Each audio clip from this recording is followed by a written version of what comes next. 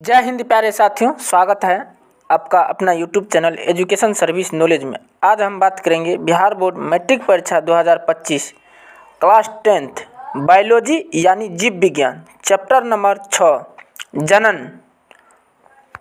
इस वीडियो में 20 महत्वपूर्ण ऑब्जेक्टिव क्वेश्चन आंसर करेंगे।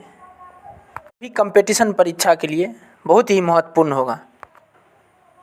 मेरा चैनल पर पहली बार वीडियो देख रहे हैं तो वीडियो को लाइक और चैनल को सब्सक्राइब करें ताकि आने वाले वीडियो आप तक जरूर पहुंच सके। आगामी आने वाले बिहार बोर्ड मैट्रिक परीक्षा के लिए बहुत ही महत्वपूर्ण है। अब हम चलते हैं प्रश्न की ओर, एक एक प्रश्न को हल करते हैं। पहला प्रश्न, इनमें कौन अलैंगिक जनन की विधि है?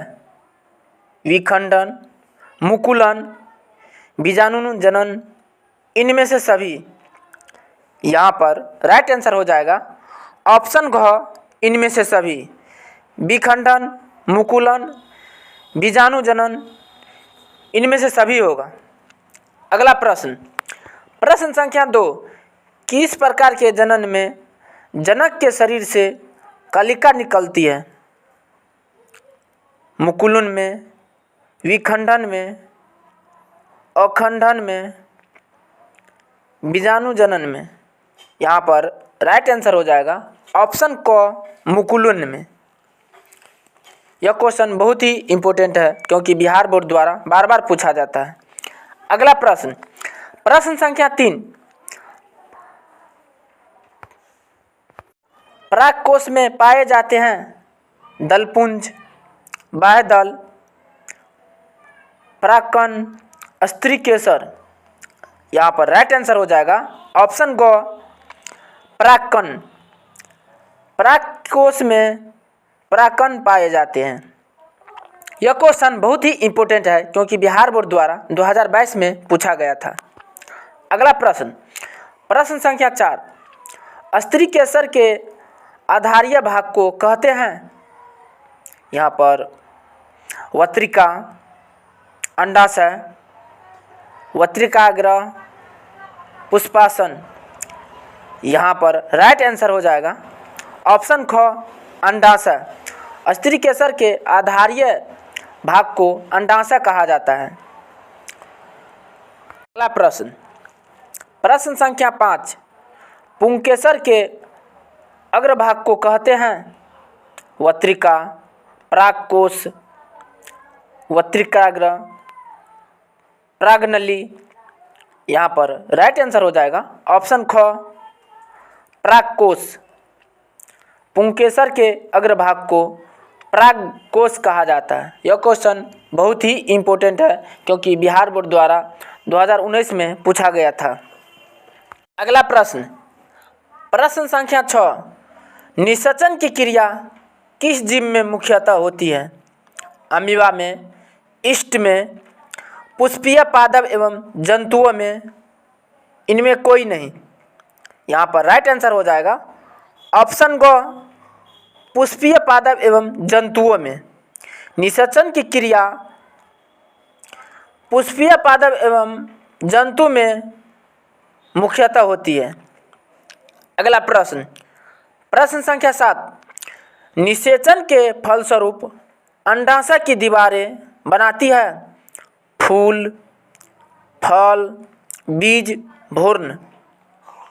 यहाँ पर राइट आंसर हो जाएगा ऑप्शन ख, फल। निषेचन के फलस्वरूप अंडाशय की दीवार फल बनाती है। अगला प्रश्न, प्रश्न संख्या 8, बीजांड की दीवारें मोटी होकर बनाती है? फल, बीज, बीजावरण, भ्रूण। यहाँ पर राइट आंसर हो जाएगा ऑप्शन ग, बीज आवरण। बीजांड की दीवारें मोटी होकर बीज आवरण बनाती हैं। अगला प्रश्न, प्रश्न संख्या 9, निम्नलिखित में कौन सा भाग केवल पुरुष जननांग में पाया जाता है?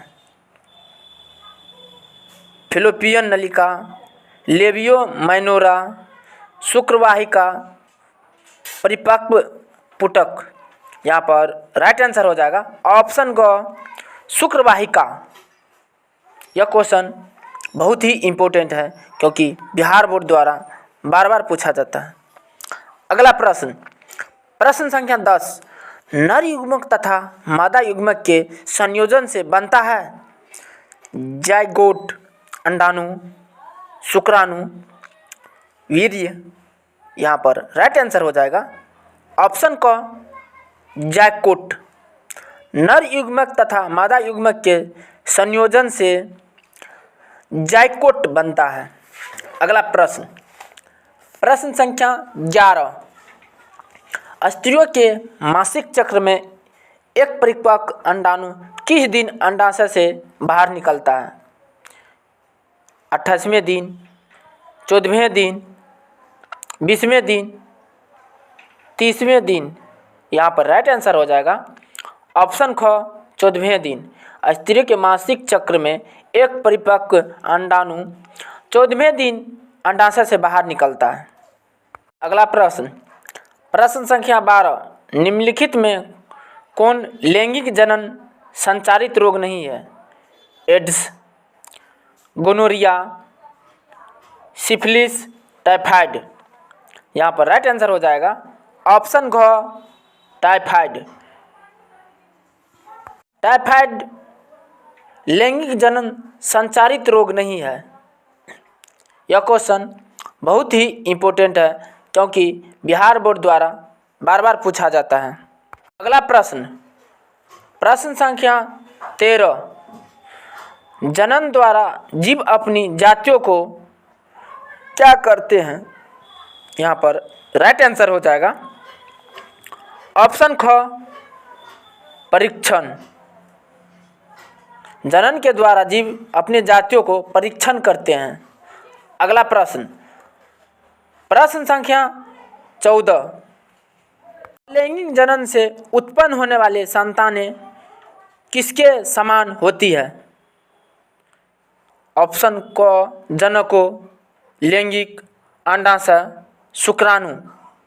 यहाँ पर राइट आंसर हो जाएगा ऑप्शन क जनको। लैंगिक जनन से उत्पन्न होने वाली संतानें जनकों के समान होती है। अगला प्रश्न, प्रश्न संख्या 15, मलेरिया परजीवियों में सामान्यतः किसके द्वारा जनन होता है? खंडन, विखंडन, बहुखंडन, निषेचन। यहाँ पर राइट आंसर हो जाएगा ऑप्शन ग बहुखंडन। मलेरिया परजीवी में सामान्यतः बहुखंडन के द्वारा जनन होता है। अगला प्रश्न, प्रश्न संख्या 16, बीजाणु का निर्माण किसमें होता है?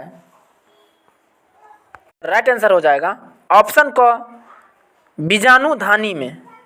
बीजाणु का निर्माण बीजाणुधानी में होता है। अगला प्रश्न, प्रश्न संख्या 17, लैंगिक जनन में डैश और किनके का संकलन होता है? यहाँ पर राइट आंसर हो जाएगा नर युग्मक, मादा युग्मक। लैंगिक जनन में नर युग्मक और मादा युग्मक का संकलन होता है। अगला प्रश्न, प्रश्न संख्या 18, शुक्राणु एवं अंडाणु के संकलन को क्या कहा जाता है? यहाँ पर राइट आंसर हो जाएगा ऑप्शन ग निषेचन। शुक्राणु एवं अंडाणु के संकलन को निषेचन कहा जाता है।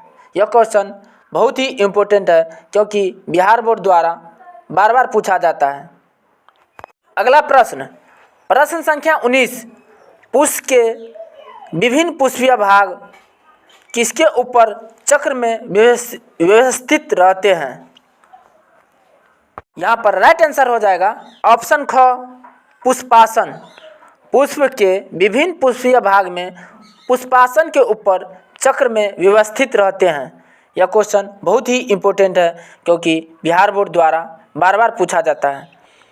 अगला प्रश्न, प्रश्न संख्या 8, परागकणों का परागकोश के वत्रिका के तक पहुँचने के क्या कहते हैं?